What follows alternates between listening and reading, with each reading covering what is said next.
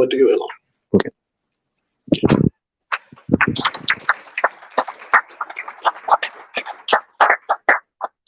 So hi, I'm Aylon. I'm really excited to be here with this opportunity to talk to you a bit about jobs to be done. And thank you so much for your time and being willing to come here and listen to what I have to say. I find this really interesting and valuable. So a bit of background on me. So I've been working in product for about 8 years now and practicing jobs to be done for 4 of those. I learned about jobs to be done from one of my mentors, a guy named Bob Mester, who's one of the co-creators of the jobs to be done theory, along with Clayton Christensen from the Harvard Business School. They came up with this in about 1995, and Bob's been using it for the last 30 or so years, helping a variety of companies and products get a lot of success, all the way from Snickers to Intercom, have gotten value from using jobs to be done framework to help them make successful products and businesses that their customers love. So I just want to set a few expectations of what this talk is sort of about. So I'm basically going to go give an overview of what jobs is, how it can help you, along with a few examples along the way. And while I am going to give you a few tips for sort of how to get started and do jobs to be done a little bit, this is not a full practical guide for doing jobs. That's a very big topic that I would never be able to fit inside a sort of 30 to 50 minutes presentation with a Q&A attached to it. But yeah, so let's get started, shall we? And I want to kick things off with a quote from Albert Einstein, who once said, if I had an hour to solve a problem, I'd spend 55 minutes thinking about the problem and 5 minutes thinking about the solutions. Now, I've always found this quote really interesting because from my experience in product, and let me know if anyone here has had similar, we tend to go the other way. We spend a lot more time in the solution space than we do the problem space and thinking about those solutions. And it starts from the very beginning of any interaction you have with a company. Raise of hands, who here has seen a job ad for either a product manager, a designer, an engineer who works in product that's talked about it's very important that the person they hire is a problem solver? Yep, cool. How many of you seen a job ad that talked about someone being a problem understander? Doesn't come up, does it? So, but if we take Einstein's word for it, and I'm going to trust Einstein on this one, it's probably more valuable to spend our time thinking about the problem than is the solution. So then why do businesses typically spend more time thinking about the solutions rather than the problems? To unpack that a little bit, I'm going to tell you about a concept called supply side versus demand side innovation. And basically, the reason I'm covering this is very important if you're going to practice jobs to be done, to be able to flip your mindset from supply side thinking, which is what we typically do, to demand side thinking. And it's not easy to do this, and you'll catch yourself slipping the wrong way, but something to be very conscious of. So what do I mean by supply side and demand side? So supply side is things through the lens of our product. And we think about our company and what we can do and the technology available to us and the solutions we have. Whereas demand side is we're looking at the world through the lens of our customers' lives and trying to see how or if we can even fit into it. And the place where most product people, and when I say product people, I mean, again, product managers, designers, engineers, people who work on products, we should actually be in the middle in this product market disconnect that I call the wall. Because from the middle, that's where we can flip and look at both sides of the wall. We can see both demand side and supply side. And we need to flip those lenses depending on what we're doing and be very conscious of, are we having this conversation from a supply side or from a demand side?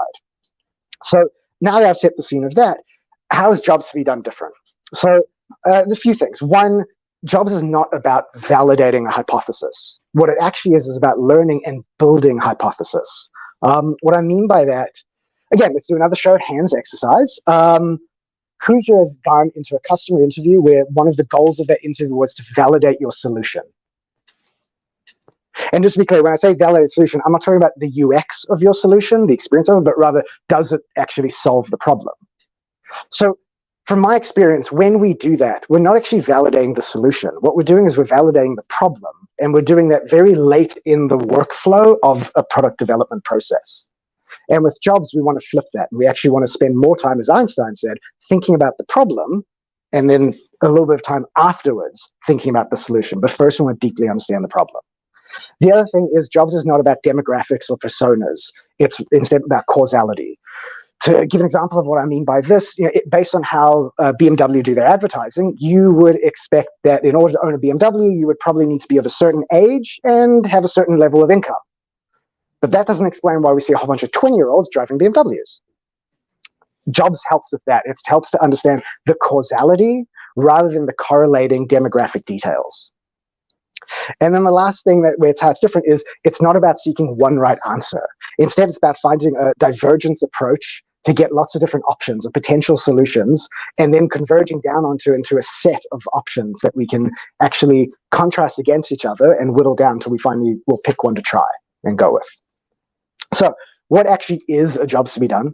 So jobs to be done theory is based on the idea that people don't actually buy products or services, but rather they hire them to help them make progress in their lives.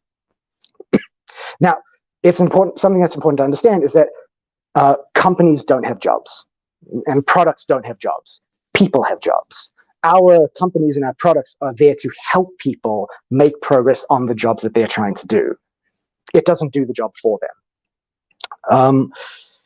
So, as I mentioned earlier, we want to find out why people make decisions, that causation rather than correlation. So, if that's the theory, how do you define a job? So a job is defined as the progress that a person is trying to make in struggling circumstances. So again, progress, not product. And we want to focus on the process of making progress. And in space from sort of a perceived problem to a point of a measurable goal or an abstract aspiration. And so if we're using this image as an example, here we have a person who's on one side of a body of water and they want to get to the other side. Now, there are hundreds of ways we could help them with that, right? That we could solve their problem. We could give them a boat, slingshot them across. We could teach them to swim. We could, if we had new technology, we could teleport them across. So there's a whole bunch of things, but how do we figure out what the right one is?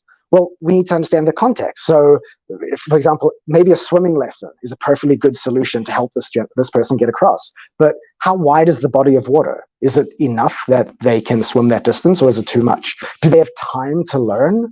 So the context is really important. And the reason for that is because context creates value.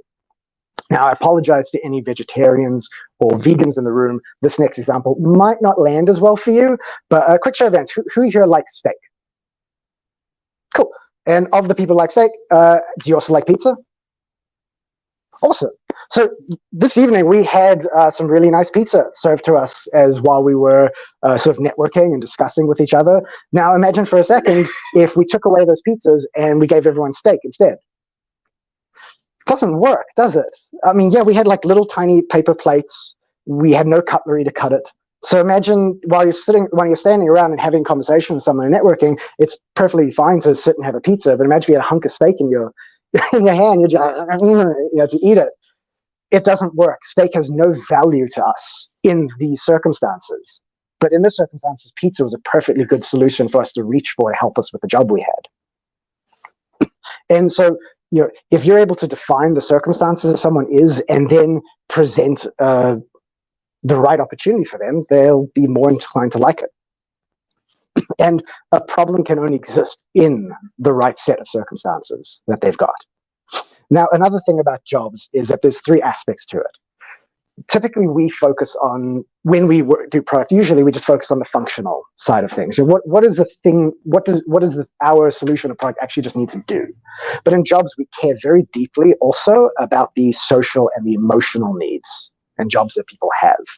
And the reason for that is if you can solve all three of those factors in your solution, you're much more likely to be extremely desirable to your customers. And they might be willing to even pay extra or make additional trade-offs in order to have that solution. So while functional is extremely important, you also want to be conscious of looking for the social and the emotional energy that people have when you're speaking with them. Now, there's also a concept called a negative job. So what do I mean by a negative job? So jobs can be just about the progress people don't want to make as much as the progress they do want to make. So short story to give an example of this, there was many years ago, there was a guy who worked at a car company, and he was driving with his boss, who happened to be one of the executives of the company, to a conference. and they were in a rented car, and he at some point had to pull into a petrol station because they were low on petrol. But when he was pulling in, he realized he didn't remember which side of the car the petrol went. And so he parked, and when he got out, he realized he got it wrong. And so he got the hose and tried to bring it all the way around to the other side of the car, but it couldn't quite reach and get the angle right. So he had to put it back, get back in the car, start the car again. And the gas station was quite busy at the time, so he had to re-maneuver his car very awkwardly to get to face the other way around so he could put petrol in the car. And so what happened is, well, he was worried that his boss would think he's incompetent, and he felt very embarrassed and silly in that situation. And so the job in that case, it's not about, I want to look good in front of my boss, because if he'd parked and gotten it right in the first place, it's not like his boss would have thought, wow, what a competent employee. But it's because he got it wrong that was the problem. So the job here was, I don't want to look bad in front of my boss, and I don't want to feel embarrassed and silly in front of all these people. And it's very small difference, but it's important to be aware of, because the solution you implement might be very different based on whether it's a positive or a negative job. This story is also a really good example of what's called a struggling moment.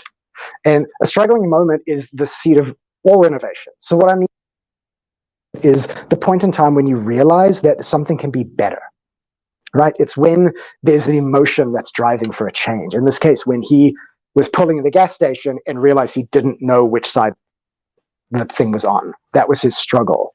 And there's a wonderful quote from Clayton Christensen of struggling moments create space in the brain for solutions to fall into. And essentially what that means is, without the struggling moment, no one is going to be looking for a solution. They're not looking for a better way of doing things. They're not looking for your product if they don't have the struggling moment. Essentially, if they don't have the job, they don't need your solution. They're not going to look for it. So if you can show people a better way when they're experiencing the struggling moment, or if you can find a way to sort of trigger the struggling moment for them or remind them of the struggling moment, they're much more receptive to your solution. Now, interestingly, that story that I mentioned is a true story. And it's actually how 4 years later, after that event, the guy who was driving the car was actually the person who ended up designing the little arrow that's next to the petrol gauge in most cars on the dashboard that tells you which side the thing is on. And if he hadn't experienced that struggling moment with his boss, they probably wouldn't have looked for a solution, especially later them seeing if other customers had the same problem. So how do we find the struggling moment? This is when we reach for something called the forces of progress. Essentially, this is the idea that there are certain things that push people towards change, towards trying a new solution, and there are other things that hold them back to stick with the status quo.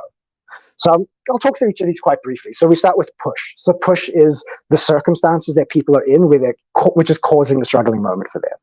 And then the pull is essentially what progress looks like for them. It's the outcomes that they're looking for in whatever new solution they've got. And then your habit is about the old things that they'll have to give up if they switch to something new. So that helps you identify like trade-offs that they'd be willing to make. And then anxiety is what they're worried about with the new tool. Will it be true? Will I be able to afford it? Do I have time to learn it? What's the learning curve for it? Can I get training for people? That kind of thing. And then the other tool we use is called the jobs to be done timeline. And essentially, this is the process of making progress. So I'm going to use the example of buying a car to walk you through this timeline. And this is generally the standard process that most people go through when they make some sort of choice to hire a product or a service to help them with the job. So it all starts with the first thought, right? So, maybe I need a new car. I've had my car for like 15 years now. Maybe I need something new. And that'll get you into passive looking. And passive looking is basically when you start noticing car ads. You wouldn't have noticed them before, but suddenly you're noticing car ads. Or while you're driving, you're like, oh, what's that? Well, that one looks nice. Well, that's pretty cool. I wonder which one that is. And you're suddenly more aware of it. It's that space in the brain has been made. And then there'll be an event which moves you from passive looking to active looking. An example here could be your car failed its warrant of fitness for the third time in a row. Or you took it to get service and you got slapped with a $4,000 repair fee for some issues. Now you've moved into active looking. So here, now you're actively going online, you're researching other cars, you're looking at TradeMe for different options and all that kind of thing. You're expanding your options. You're a kid in a candy store and everything's possible. Any kind of car you could get is all possible and you're looking at all your options. And then there'll be a second event that will push you into deciding. So second event in this case could be you've got a road trip coming up and there is no way you are going to use your old car for that road trip. You don't think it'll be safe. You know it's too small. You don't have enough space for all the stuff you want to pack. So you need a new car before the road trip comes. So that's your event that moves you to. And deciding is where you're now going and doing, you're test driving. You're whittling down your options. So you're test driving a few cars, you're comparing things, and you're making trade-offs and looking at prices and that kind of thing. And then eventually you'll buy your car, you'll move into buying, and then consuming and satisfaction. Consuming satisfaction and buying, so there's this concept in jobs called the big hire and the little hire. So the big hire is when you buy your car, and the little hire is every time you get in the car and drive it. So you're rehiring the product for the job. And when you're doing that, you're assessing your satisfaction levels with it. And as long as you're happy with it, cool, you'll continue to hire it the next day and the next day and the next day, until one day you're less satisfied. And that loops you back to the beginning. We have that first thought of, maybe I need a new car. Now, hopefully that's another 15 years later after you've bought this new one. But that's the general process that people go through. So what I'm going to tell you now is a little story about a jobs research project that I worked on at a company I was working at recently called Raisely. So Raisely makes this awesome fundraising platform for charities and nonprofits.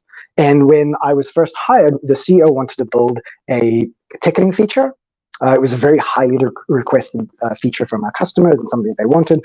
But I was a bit confused when I was first started working on it, because we already had something that was supposedly meant to sort of help this job. So when fundraisers would sign up for an event, our customers could turn on a registration fee that they could pay for, which is essentially buying a ticket to participate in the event. So I grabbed a team and we started doing some research and did some jobs research. We went out and spoke to a whole bunch of customers to understand what job were they looking to hire this ticketing for, and what the registration for. And what we found was our existing feature really was doing a poor job with helping with some of the key jobs.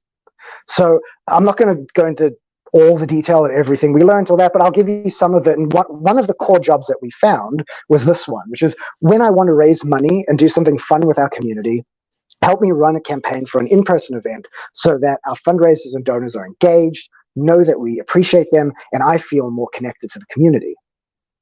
So I want to talk through the structure of this. So this is called a sort of a job summary statement. And I want to talk through the structure of this. So it's really broken into 3 sections, and I've bolded them to break them out. So the first one is when I. When I is talking about the circumstances that they're in. Essentially, what are the pushes that they're experiencing. Then we've got help me. Help me is the struggling moment. What are they struggling with and need help with in order to make the progress they're looking for? And then so that is the outcomes that they're looking for, what progress looks like for them. And this is generally for every project that we'd work on, we would try and figure out what is the job summary statement, along with a whole bunch of other research data that helps define this job in significantly more detail and break that out. Now, on the next slide, I'm going to talk about the pushes and the pulls that we found as well. But there's one push that's not on that slide that I do want to cover to make a point around evolution. So it was COVID was the push. So essentially, imagine this statement, but in the when I part, add the idea of also, well, when I've been stuck bored at home for 3 years and we haven't been able to run an in-person event for just about as long. That was a very unique push for that situation. So the point I'm making is jobs are not static, they're dynamic. And as this context changes, the job can evolve. Similarly, now that COVID it's not over, but we're probably not going in lockdowns again anytime soon with them, this job will evolve again into being probably just what we see here without the part about being stuck in your home for 3 years. But when we did the research, that was a very strong push that we were hearing from people about wanting to do an in-person event, was being stuck. So the other forces that we found, I'll start with the pushes. So the first one was that things were too manual. There was customers we spoke to who literally, they would be looking at the page for their campaign where it shows the number of tickets sold, and they're refreshing the page every few minutes. So that way, when they see the number tick on or over their venue capacity, they'll quickly go into their admin tool and turn off the registration fee or the sales. So what we did was we just allowed them to build a capacity limit onto their tickets. So when the number was hit, the tickets would be displayed as sold out and couldn't be purchased anymore. The other one was a lack of flexibility. So they wanted to be able to sell tickets to people who weren't fundraisers. So like people just want to make a donation, or they weren't signing up for anything. So we built a separate ticket form that was independent of the sign-up form, so that way they could sell tickets to people without making them sign up for something. They also had community members who they wanted to make them feel a bit more special. So we built the ability for them to create custom promo codes that they can use with their tickets. And the last one about being all over the place was, well, they had one thing that they were using for selling tickets, another thing they were using for sort of collecting and storing all the data they had about their attendees, and then it's a completely different thing for managing all their communication with the people who buy tickets and their attendees. So we were going to be perceived as offering a much fuller solution by having it all in a single product. And then the polls that we had was, they wanted people to be able to buy tickets and make donations within the same flow. So we made it very easy in our forms, and all through just a single payment rather than two separate payments. They also needed to capture details about attendees. So, for example, if they were giving away free T-shirts, well, they needed to know what their T-shirt size was. If it was a dinner gala, what was their meal preference? Perhaps they need to know if people needed wheelchair access. So we allowed them to build custom form fields that they could use on the form to capture that information, and it was all stored inside the product. And then for better communications, well, we allowed them to automatically send receipts when people bought a ticket, so they didn't have to manually do that. They could easily just email everyone who bought tickets to update them about a change in the venue or the start time, or even just say, hey, the event's on Saturday and we're so excited to see you.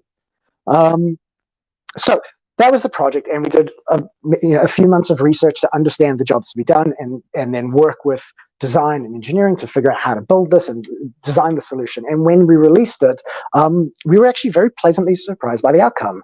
Within the first month of launching this product, our customers used it to sell roughly $500,000 worth of tickets, which was a fantastic outcome. To be honest, we were very surprised that enough charities actually had in-person events ready to go that they wanted to start promoting immediately after we launched. So it was a really fantastic outcome.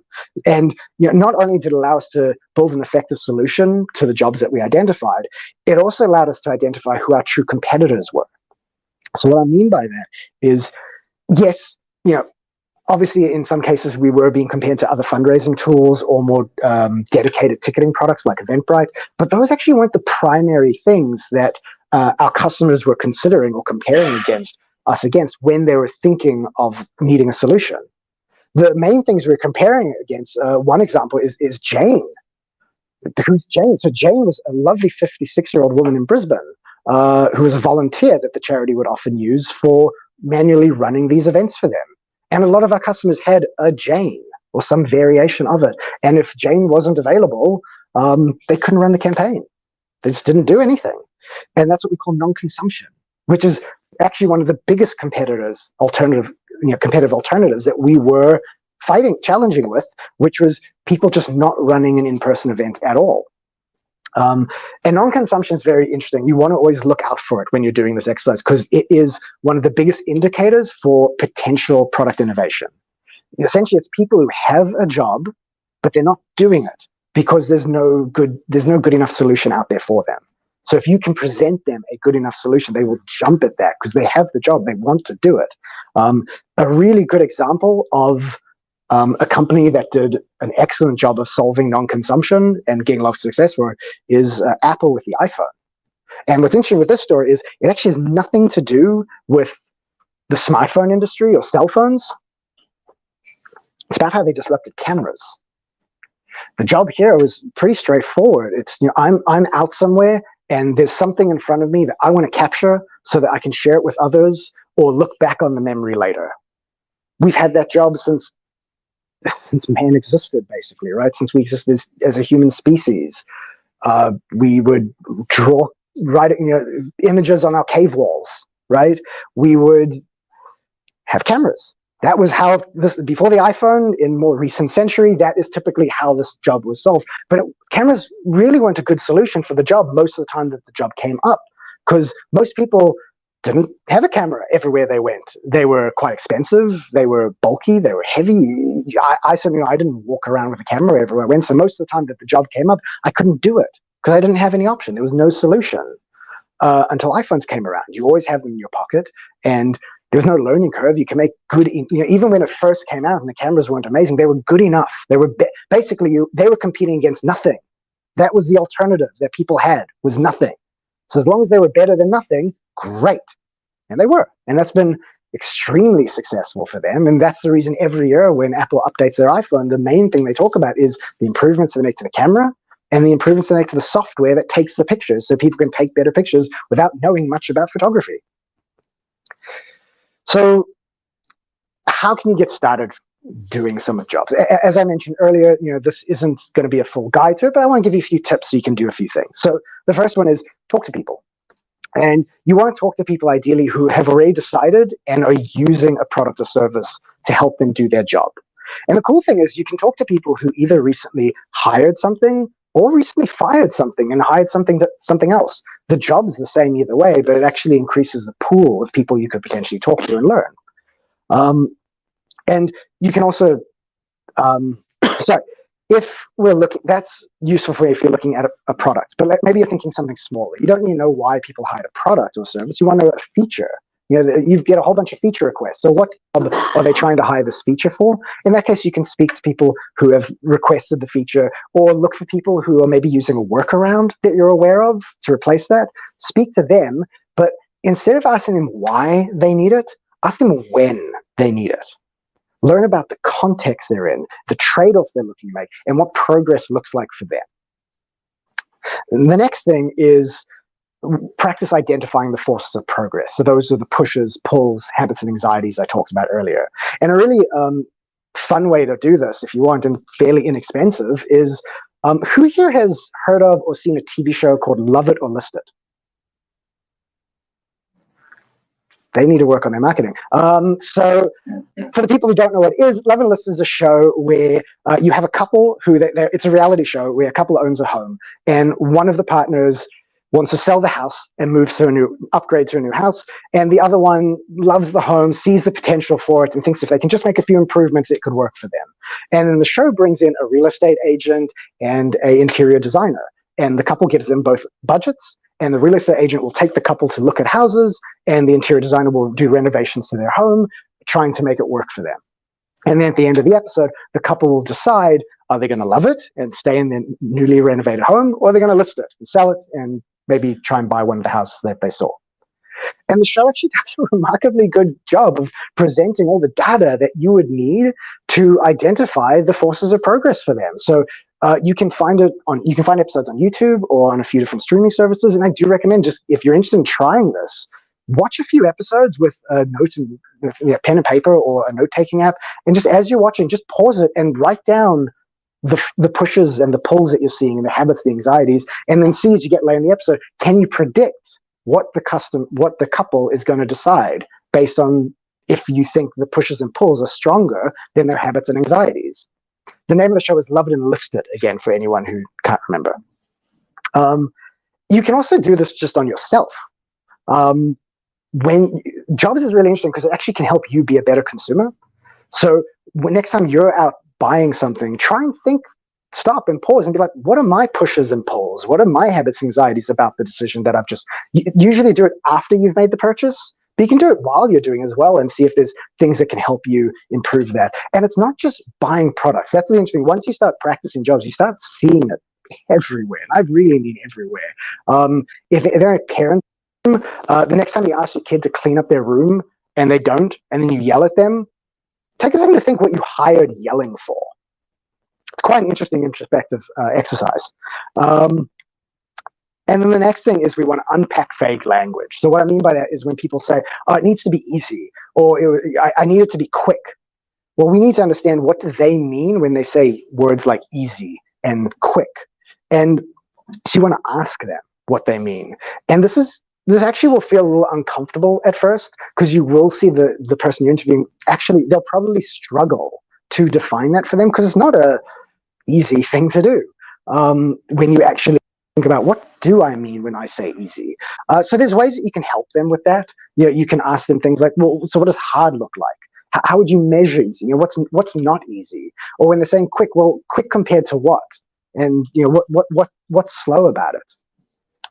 Because it's very important. While it's important to understand our customers' language and want to use it, it's also very important to understand our customers' meaning.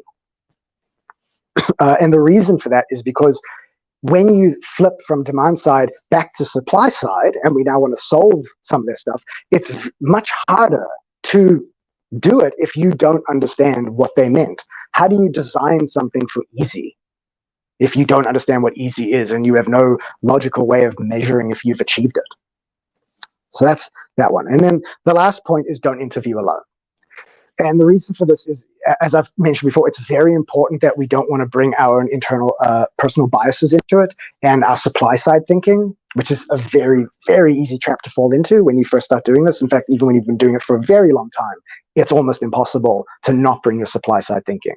So something that helps is getting multiple people to join you in the interview. 2 to 3 people. Typically, when I've done it, I've normally tried to bring a designer and engineer along because I like collaborating with them, so I want them to be along the whole journey. So they'll come along to the interview, and then after the interview, we'll have a debrief session where essentially we'll debate what we heard in the interview and our different interpretations of what we think the customer meant.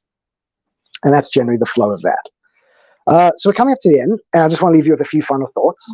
So the first is, as I mentioned, Jobs to be Done is supply side agnostic. It's not interested in what your solution was. It's purely looking at it from the point of view of the customer and their lives. Really cool example I heard a little while ago for this is think about traveling musicians in the Middle Ages, the transistor radio, and an iPod. The thing these all have in common is they allow someone to bring the music with them rather than follow the music. Now, the technology changed over time, but the technology never created the job. It already existed before that. Anyway, they've had the job always. Technology just allowed us to do the job better, cheaper, faster, more convenient. But the existing demand had to be there beforehand. The next thing is, while it's supply side agnostic, it does also make supply side easier.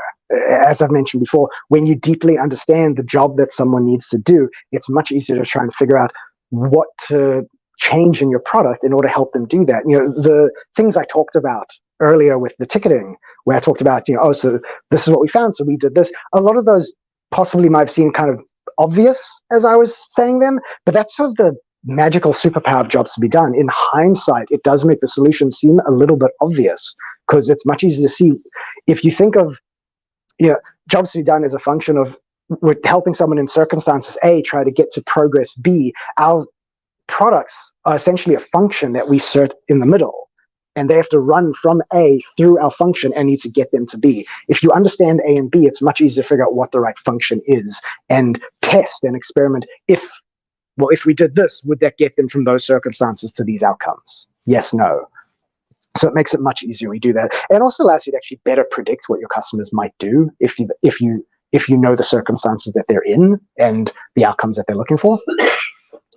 And then lastly, the essence of Jobs to be Done is about helping people make progress in their lives. So if whatever you're doing, if you're not helping people make progress, it's probably not going to work and they're not going to see much value in it. So always be very conscious of, is what we're doing helping people make progress? And that's pretty much it. Thank you so much for your time, and love to take any questions if you've got them.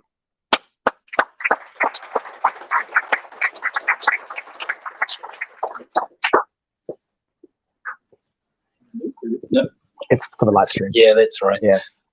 So what we're going to be doing now is we're going to be taking some of the live questions we've got on the floor, and also if we do have any online. So if you do have any questions for Aylon, give us a little hands up, and I'll come over with this mic so that everyone online can hear you as well. So yeah, we'll open up the floor now. If anyone's got any questions, feel free to go ahead.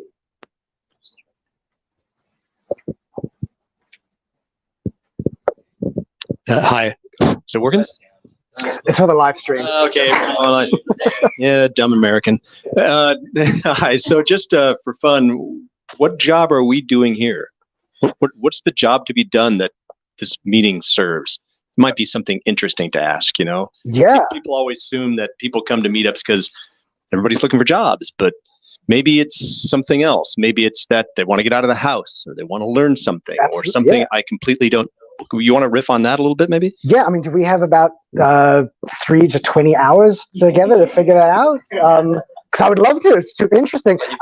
If I was just going to guess some things, and it's completely hypothetical, I mean, functional jobs is probably to learn something new. People like learning new. Maybe you want to practice it. Maybe it's something you're already. I mean, by the way, everyone in this room probably might have slightly. There's probably somewhere between with this number of people. There's probably somewhere in the range of 3 to 5 different jobs that people are coming to, and all of you fit into different sets of those jobs. So some of you might just have one of those jobs. Some of you might have 2 of those jobs. Some, almost no one would have all 5.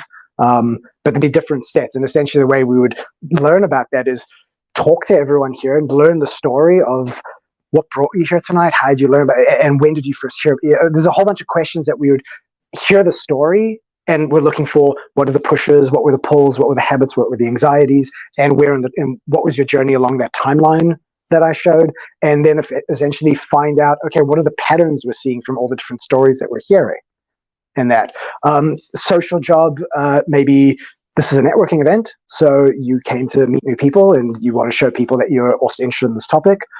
Emotional, maybe you want to feel like you're learning more stuff, feel like you're growing as a professional in whatever your profession is. That's me guessing, but yeah. But great question, fun question. Do you have any examples of how granular the jobs can get? As in, like you talked at a high level, but have you used it in a granular context, or how deep do you take these jobs? Just a real life example? I don't know. Example off the top of my head. I mean, and so all the jobs, as I mentioned, I showed that summary job statement earlier, but I mentioned there's a whole bunch of research and more that goes into the definition of that job.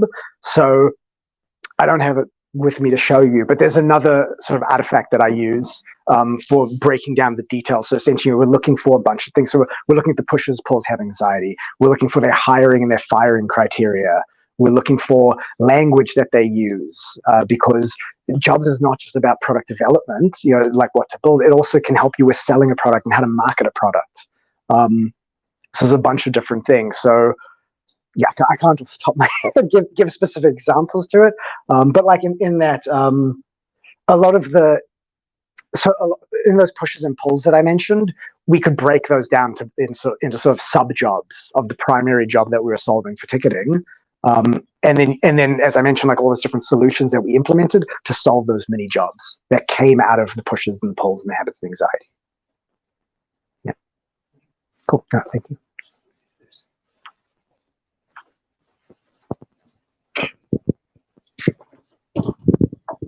Hi, awesome talk. Thank you. Thank you. I know you want to focus on the problem side 95% of the time, but my question is about the other side. Yep. So what happens when you've defined the job and you want to move to solutions? How do you move from the job to solutions? You personally, I guess. Yeah. I mean, it's not linear. And that's the thing that I think a lot of people first struggle with when they first start doing this. Jobs is about it's non-linear systems thinking. So where I talked about we need to be on that wall between supply side and demand side, it's because we're not actually spending linearly 95% here and 5% there. We're constantly flipping the lens, but it's about being conscious of which hat we're wearing at the time when we're thinking about it. So we'll be doing the demand side and we're understanding the problem. Then we'll flip to supply side. Okay, so how do we think we can solve that? And then we'll come up with some solutions and they start fitting in and they seem right. But then at some point you'll be like, I don't know what trade-off to make here. There's a trade-off decision in our solution. I'm not sure which one to make. So now I'll switch back to demand side and go back. And now I've got new questions to solve for that demand side. And then when it's done, flip back to supply side. And it's this constant back and forth thinking of the overall system. But jobs, when you're on the supply side, you're thinking of the solutions. And look, people normally don't struggle coming up with ideas for solutions. That's not the hard part. The hard part which jobs helps with is assessing solution problem fit. So it helps you get a better sense of when you're converging on your solutions to figure out, okay, which one of these actually fit, which ones will help people make the progress versus the ones that seem like good ideas. But once we sort of work our way through the job, we realize, oh, actually, here's where this one would fail. The solution wouldn't work with this. Gotcha. And kind of putting on my continuous discovery, Teresa Torres hat, is that kind of in a product trio type thing? Yeah, or is it is there kind of any transitions or handovers, or How do you handle the cross-functional aspect? I mean, Jobs doesn't care about that. That's not specific to that's how a business decides to do product, right? And how they do it. And every company has their own way. Some places it would just be a product person doing this research and then handing it off.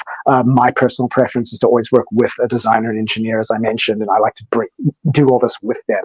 So we're all defining the job together, especially because when you do that supply side, again, the way an engineer will interpret or the solutions that an engineer might identify when learning about the job are very different to the solutions a designer would identify or the product manager would identify. So I'm a believer in the trio, and this very much fits in with the idea of continuous discovery because jobs is a form of discovery. Cool. Thank you. Yeah.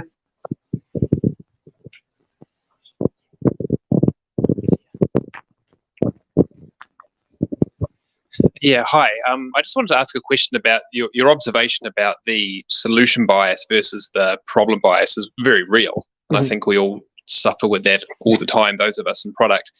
And of course, the reality is that the organization you're with has a finite set of competencies and tools that they can apply to a particular problem.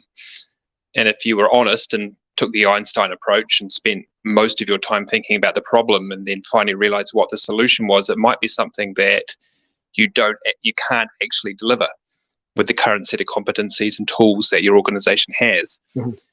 And then you're in this quandary. You may need to invest a fair bit of development time to deliver the solution properly, or you can kind of shoehorn the customer's problem into an existing solution, save your organization a bit of money, and move on to the next customer potentially. And that's a business challenge. So I just wonder if have you struck this quandary before, and how do you decide between maybe delivering a suboptimal solution at a lower cost or delivering a really good solution that requires more investment with your company? Yeah, excellent question. And I think that is very much a reality of product development in a lot of situations, in a lot of places. Although I mentioned earlier, the one thing that Jobs is it's not looking for the one right answer. So you don't really run to that situation of going, okay, well, the solution is something we can't do and we'd have to invest a whole bunch there, because there shouldn't be the solution. You should be finding a set of potential solutions and figuring out what trade-offs you're making with the ones that you might decide to proceed with. And so to your question, again, that comes down to the trade-offs that you would make. So potentially that might be some trade-off decisions you'd make. Say, well, but I wouldn't say you're not fitting into your existing customers' problems. You're just saying, well, we're not going to actually solve that job. Now they can be lying to themselves and go, well, we're going to pretend we're solving that job. But the reality is, if you're compromising on your solution to the point where it's not solving that job, you're not solving the job. And that's how we end up with so many product companies that spend a lot of time building features that no one uses, right? Like that's a very common thing. That's how we end up with that. It's where we're making the wrong trade-offs. So where Jobs can help with that is helping you identify what the right trade-offs are, or at least your better options for it. But again, the company has to be willing to make those trade-offs. And sometimes they're not trade-offs that you'll like, but you either want to do, but in the long term, it will be what's better for your business most of the time. But you do find a lot of leadership in organizations aren't willing to make those, or they can't understand it. That's the other thing that's very tricky with this sort of work. And when you're doing it internally at a company. So I like to think of research as being like food. You only get the nutrients if you eat it yourself. So you can do a whole bunch of research, but when you present that to the executive team, most of the time, they're not really going to get it. They're missing all the context. They're missing the flavor. They're missing the tone of voice you heard while you were speaking. I talked about not just the functional jobs, but the social and the emotional jobs. They didn't hear the energy when you were speaking to the customer to catch on to that social and emotional needs they had. So they're not going to make the decisions with that in mind, where you will be sitting there going like, no, like we have to do these are our three options and we got to do at least one of them. And they're like, no. So it's a tricky thing. So I do find sometimes if you want to practice jobs at a company, if you want to sort of figure out what jobs your company should be helping people with, like what jobs your customers might have, I actually recommend getting someone external to do it. Don't do it yourself. And again, that comes back to what I talked about, avoiding the supply side biases. It is so hard to do it when you work at a company. You can't detach yourself from your solution, from your product. So it's normally better to actually get someone external to come in and do that research for you. And that could be maybe a consultant who does that. Or if you're meeting each other here, maybe find someone at a different company who also wants to do it and be like, well, I'll talk to your customers, and you talk to my customers, and then we'll tell each other what our jobs are. That's one way you could try. Yeah, does that sort of answer? Yeah, it does. Thank you. Cool. And, I guess one of the challenges that would arise from getting someone outside of the organisation to identify the jobs to be done would be that the optimal solution is something that your organisation is not necessarily competent at. Well, getting someone outside to do the job is done is again, jobs is demand side, is not supply side. That person's shouldn't tell you what your solutions are. They should present to you the jobs that they've discovered about your customers, and then it's your job in the company to figure out, well, we know the supply side, what can we do to help people with this job? I wouldn't expect the consultant to do that. Yeah.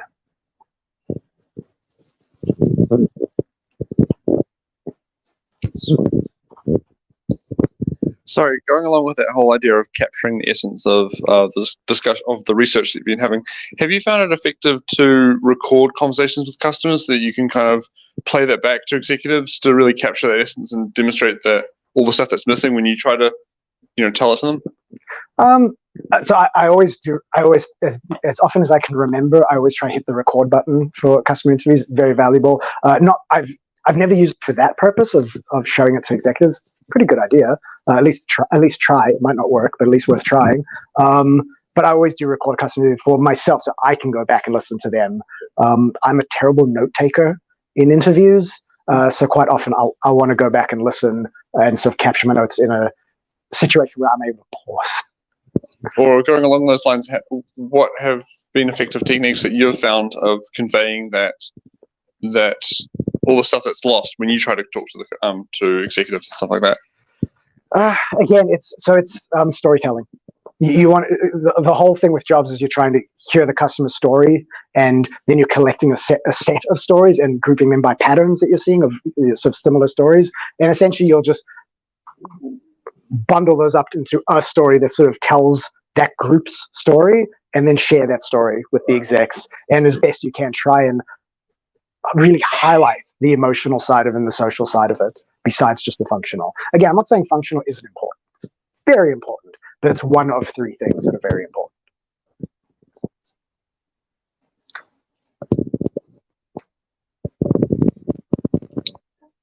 Hey, how you doing? Are there specific questions that you always find to enable you to come to a job summary? I'm guessing, I'm assuming like you wouldn't go to a customer like, hey, so what job are you trying to hire this product for? And they were like, what? So that would I be guess the like, response, yeah. yeah. So like, are there like specific questions that would help you craft what the job summary is at the end of the day, I guess? Yeah, so not specific questions for crafting. So how I was taught to do these interviews was it's actually using criminal investigation techniques. Criminal interrogation techniques. So I always like to think of it as like a very friendly interrogation. But it's asking them like, so who you want to know who, what, when, where, and how. So I when I go to the interview, I have no set questions. I have no pre-written questions.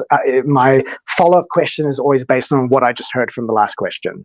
And it's all about hearing their stories, and the thing that you're conscious of when you're interviewing, it's not there's no set questions, but remember, you're trying to find the pushes, the pulls, the habits, the anxiety, and where they are in the timeline. That's the stuff. So when we do the debrief after the interview, that's what we're mapping. So I use, I have a template that I use in Miro for that I've created for mapping the pushes, pulls, anxiety, and the timeline. So we'll be debating those. So all the questions is about learning that sort of information. So as they're asking stuff, you just and then the other questions is the unpacking of language, right? So the set questions I do have is like when you hear them saying, it just wasn't easy. What does easy mean? Can you help me understand what was not easy about it? So get them to break that up for you and define that, and in that language, they'll probably start unpacking some pushes and pulls for you and that kind of thing. Yeah.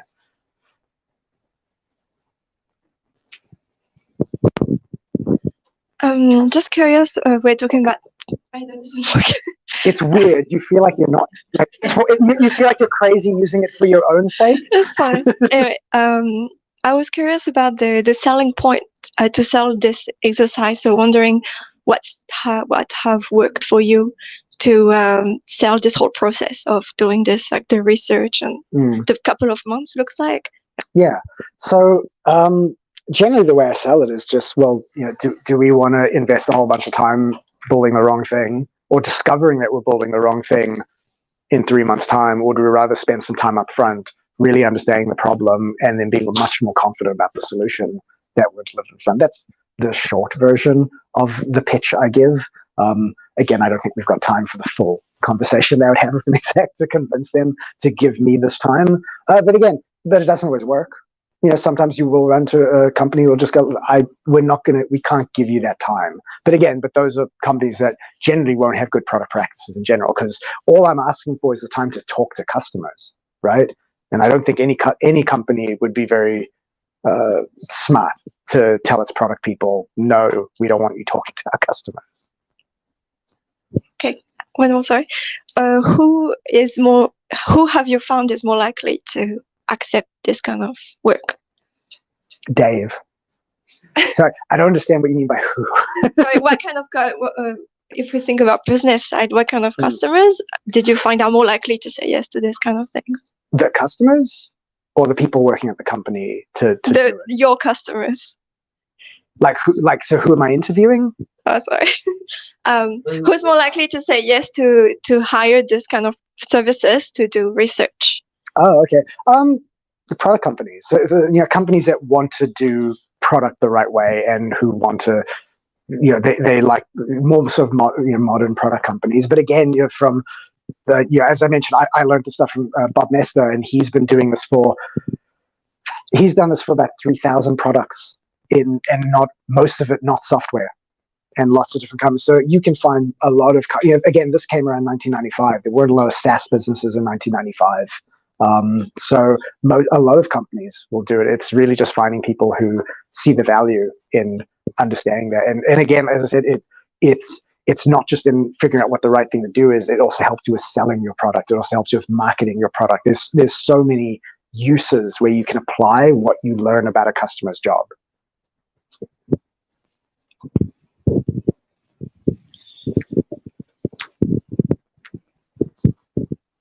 Do you think jobs can be measurable, and is there like a benefit to adding a measurement statement onto the end of the job?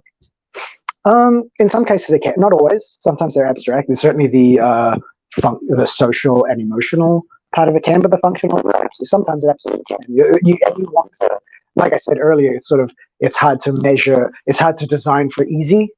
So if you can figure out how to measure easy, but it's not always a metric kind of thing. Sometimes it is a metric, but sometimes something a little bit more abstract, but still is measurable, because you want to be able to identify what you want to know what good looks like. You want to know, how have I achieved good? So definitely you want to look for something measurable. I don't know if you've solved it, right? Exactly. 100%. Yeah.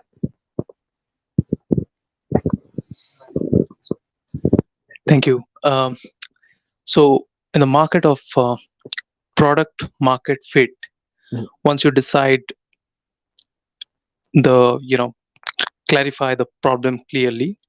So in regards to the innovation and invention happening in the recent time, it is sometimes difficult to judge the exact solution. So, many times you might face, when you go to your customer, your solution may not work. You have to tweak the timeline of the solution. Yeah. What is your suggestion to convey the timeline and the solution more proper way, so that customer or the stakeholder will be comfortable, especially the non-technical stakeholder who doesn't understand the complexity of the technology? So when you say the timeline, what timeline? Basically, there's always a struggle between early to market versus the right solution or the good quality solution. Right. So how do you so sometimes we say we overcommitted some timeline or something, like the way we have been seeing the Apple versions are coming every once in 3 months. So, they are putting the patch on. So like early to market, before jumping into the market or, Right. saying something, okay, you can deliver in this timeline, then later you find out, okay, no, this is not happening. So how do you convey that to the non-technical or the audience who is not from the technology background? Right. I mean, so just to make sure I understand your question, right, with the timeline thing. So essentially, is the idea of like we've maybe released the product like too early, kind of thing, not necessarily that the market wasn't ready for the innovative solution. Is that sort of what you mean, or the quality of the solution versus the quality of the solution wasn't good enough? Yeah. Right. So how do you basically how do you tell people their product was cool? Using jobs to be done, or just in general? It's not a miracle cure, by the way. It's not the ointment you put on every rash. That's not something new, right? It happens quite often. Absolutely. Yeah, absolutely. I mean, so if you understand the job, you explain the job to the stakeholder, and then you can go, and then here's our solution, and you can basically walk them through the story, right? Walk them through the customer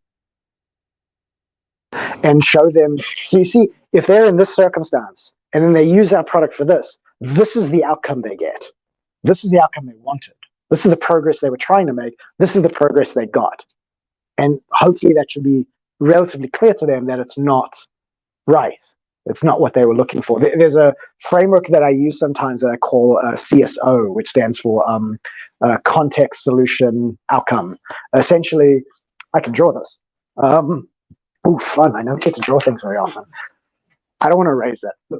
Can I flip it? I think so. I'm going to bang the wall. Top secret. Yeah, blank. Well, I don't know what that is. Yeah. Okay. So CSR, essentially, that's going to be in the way. It's fine. We're going to use our imagination on this. Yeah, if I can get rid. This is like, okay, cool. No. Also, I'm going to apologize in advance for my handwriting. Even when I have just normal pen and paper, it is not pretty. So, yes. All right. So, essentially, what it is when you're looking at, and this, I think this relates to you, but you let me know if I'm wrong. So, essentially, you have your circumstances, right? This is the context that people are in. So, it's the circumstances that they're in, and then you learn about the current solution that they use and the sort of get, right? And so this goes to that and this gets to that. So this context with this solution leads to that outcome. And what you want to learn about is, well, what's the outcome they're looking for? What's the progress look like? And that's sorry. I can do better than that. It's meant to be a light bulb. It's a lamp. I don't know. But that's what they're looking for, right? And so if you treat the circumstances and the desired outcome, that's meant to be an O, not an R. Sorry, I've used the word result for this instead of outcome for some people, so I'm very out of practice. If you treat the context and the desired outcome as empirical requirements, this is what the person absolutely needs to consider the job solved for them. Well, then our job, these are the demand side, and our job is to figure out what the right solution is that gets them from that context to that solution. And so in the question that you had, you could probably speak to, okay, so this is the solution we've come up with, and we can see it's not going to get them to that outcome. It's going to get them to some other outcome. So it's not right. So back to the drawing board. We need to figure out a new solution. And so here's some alternative solutions we have, because again, most of the time you're not going to have one idea. You'll have a few different ideas. Does that sort of answer the question? Yep. Yep. Okay, cool. Thank you. Cool. We're going to wrap up the questions.